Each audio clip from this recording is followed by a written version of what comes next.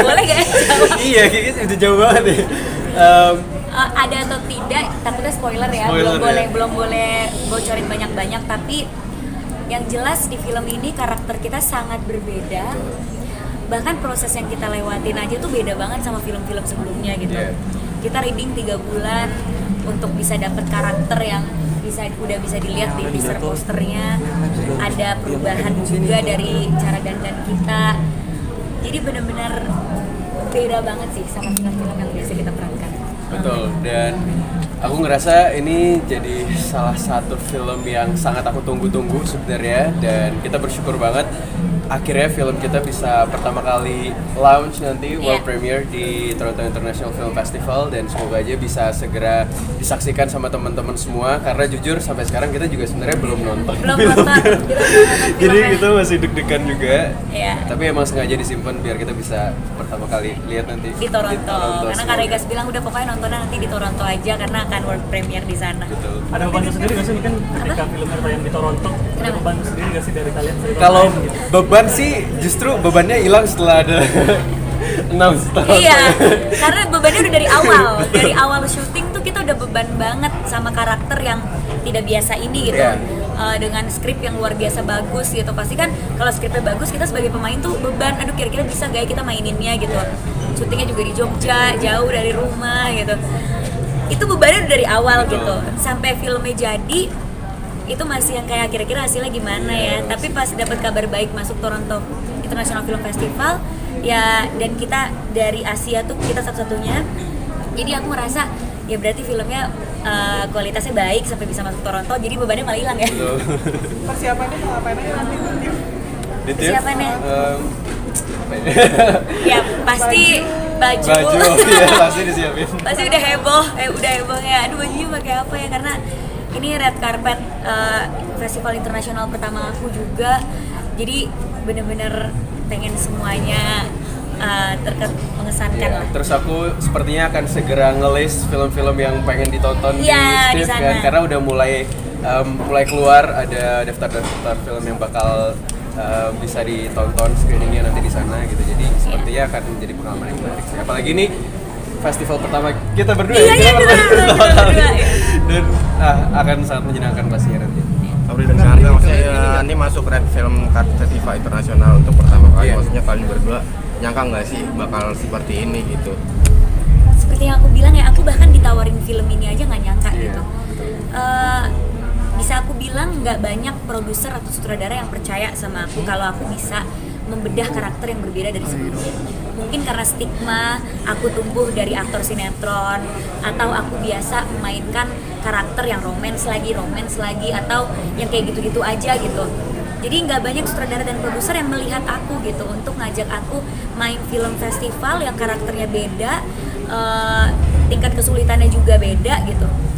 Makanya pas aku ditawarin sama Kak Regas dan sama produsernya, aku yakin mau nawarin aku, dan aku tersanjung banget aku mendapatkan kepercayaan mereka gitu. Malah Kak Regas bilang justru pas aku nulis skrip ini itu aku terinspirasi, pas aku nulis karakter kamu aku terinspirasi dari satu foto kamu yang aku nggak sengaja lihat. Jadi Kak Regas tuh nggak sengaja ngeliat foto aku waktu lagi press con, terus aku bilang mata kamu ini yang menginspirasi aku nulis karakternya. Jadi kan aku tersanjung banget ya digituin sama sutradara yang selama ini aku idam-idamkan, aku pengen kerja bareng. Jadi justru gak nyangka banget, terus tiba-tiba bisa masuk festival internasional, lebih gak nyangka lagi. Dan bersyukur banget sih, masih kayak mimpi sebenarnya hari ini. Terus lokasi, maksudnya untuk syutingnya juga apakah sama atau maksudnya beda juga gitu, kayak gaya peningkatan syutingnya dengan sutradara yang lain? Ya, kalau gaya penyutradaraan Kak Regas emang menurut aku salah satu yang genius banget, dan mungkin bisa dibilang ya salah satu yang paling genius orangnya. Dan menurut aku pengalaman yang bisa aku dapetin selama proses pendekatan karakter sama development, bahkan syuting dan syuting itu benar-benar banyak banget, karena kita melewati proses yang sangat panjang gitu, mulai dari Agustus mulai proses readingnya selama 3 bulan dan syuting di November.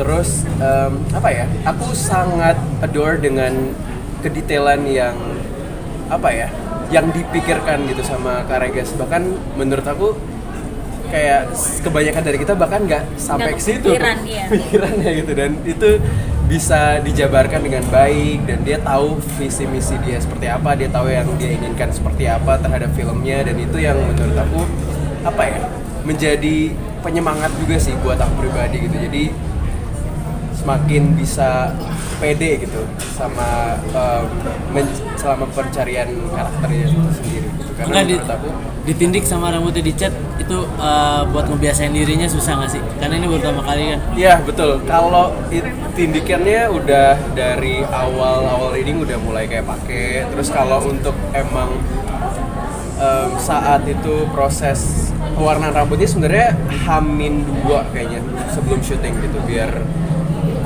bisa surprise kepada semua orang.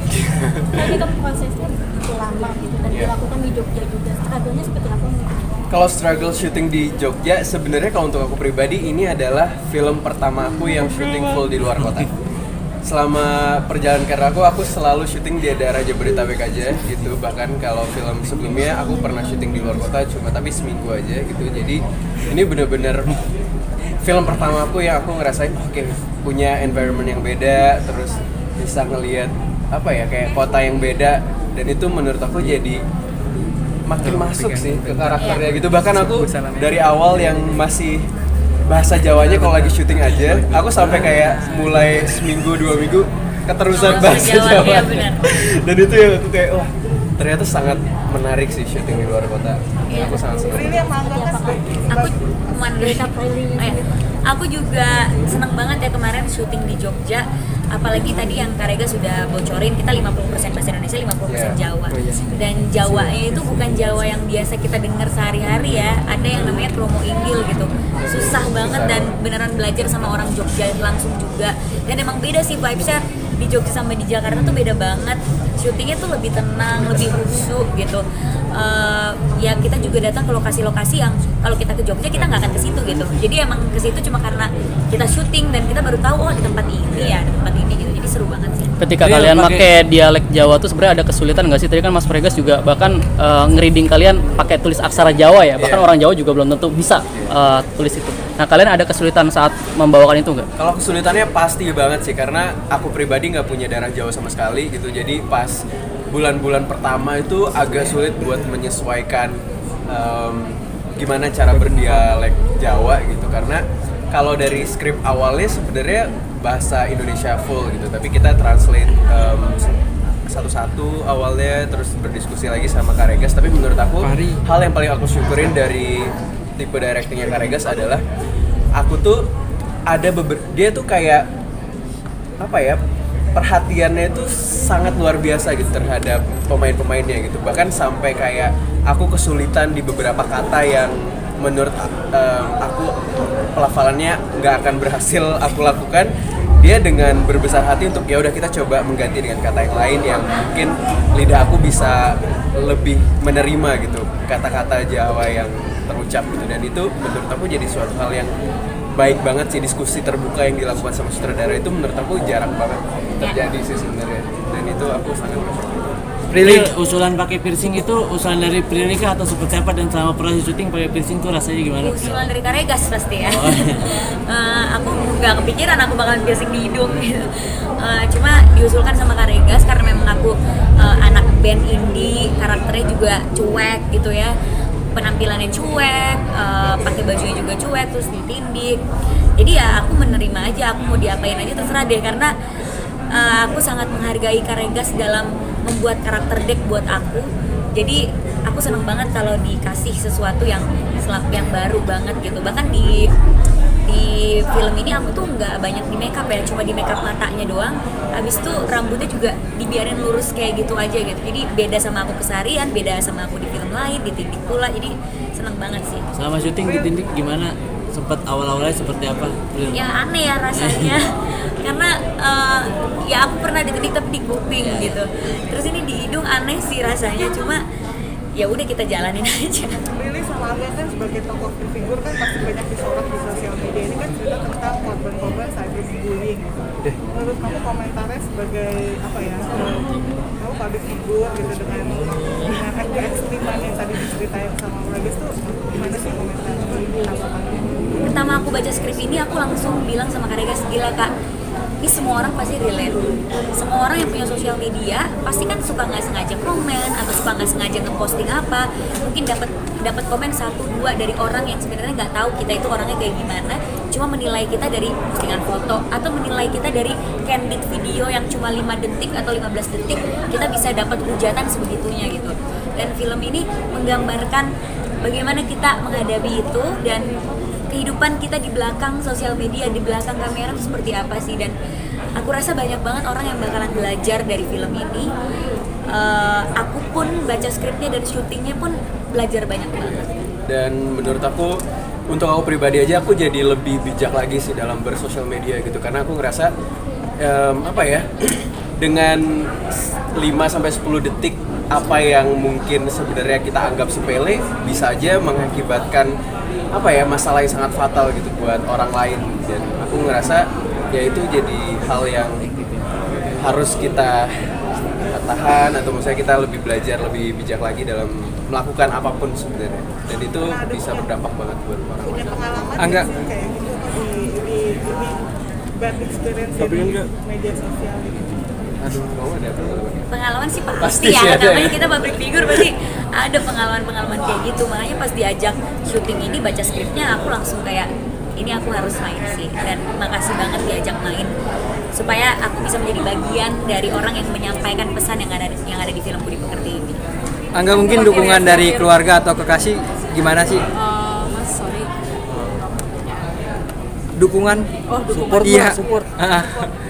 Pasti selalu nge-support sih, apalagi ini jadi film yang apa ya, sangat besar banget juga buat aku pribadi. Dan apa ya, ini jadi film pertama aku juga yang masuk festival, jadi pasti sangat disupport sih. Mungkin reaksinya Shenina sendiri melihat kamu dapat berada di Toronto gimana nih? Senang. Dia seneng banget sih. Ini kan ini prosesnya di Jogja sampai berapa bulan Kita full sih di Nggak Jogja. pulang sebulan setengah ya, Iya. sebulan setengah lah nggak pulang karena kita Tapi ada. kamu pulang sehari deh waktu itu. Iya, aku pulang sehari terus balik lagi Balik gitu. lagi. Ya sebulan setengah ya di Jogja.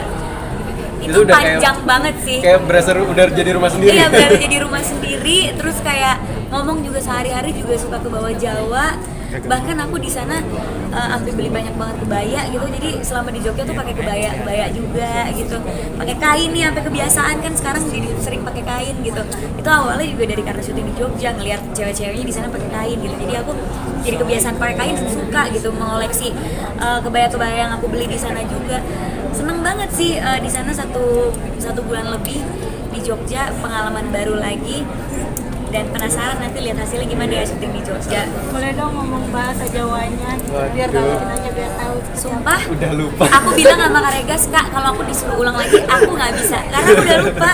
Ya, soalnya bahasa Jawanya tuh bukan bahasa Jawa sehari-hari. Iya. Bahasa Jawa kromo inggil yang nggak diomongin sama keseharian orang gitu. Benar-benar cuma beberapa orang aja yang bisa. Bahkan orang Jogja di sana juga, teman aku yang di sana, ih gue aja nggak bisa kromo inggil, lo belajar. Ini disuruh ulang lagi pun aku malah nggak bisa.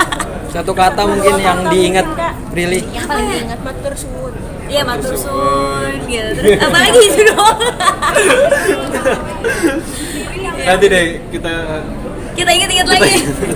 Kak, boleh nggak pesannya buat orang-orang yang kena bullying Angga ataupun Prilly, tipsnya atau pesannya gimana menyikapinya kalau kita jadi korban kali ini? Kalau jadi seperti Bu Prandi ya berarti ya. Menurut aku tidak Sebagai siswa juga yang sekarang banyak banget. Iya, aku bisa, apa yang aku pelajari dari film Budi Pekerti ini ya, kalau misalnya kita mendapatkan perundungan, kadang kita harus lihat situasi, apakah situasi itu kita bisa membela diri atau tidak gitu. Karena kalau misalnya kita tidak bisa membela diri, mendingan diam. Karena kadang kita klarifikasi itu juga jadinya bikin kita lebih dibully lagi atau membuka Jadi banyak kamera, perspektif lagi yang akhirnya malah lebih parah gitu. Jadi kadang benar diam itu memang pas. Jadi lebih dibuktikan aja lewat aksinya, jangan lewat banyak klarifikasi atau kata-kata atau apapun itu. Selengkapnya bisa nonton di film kita Budi Pekerti. terima kasih. Oke.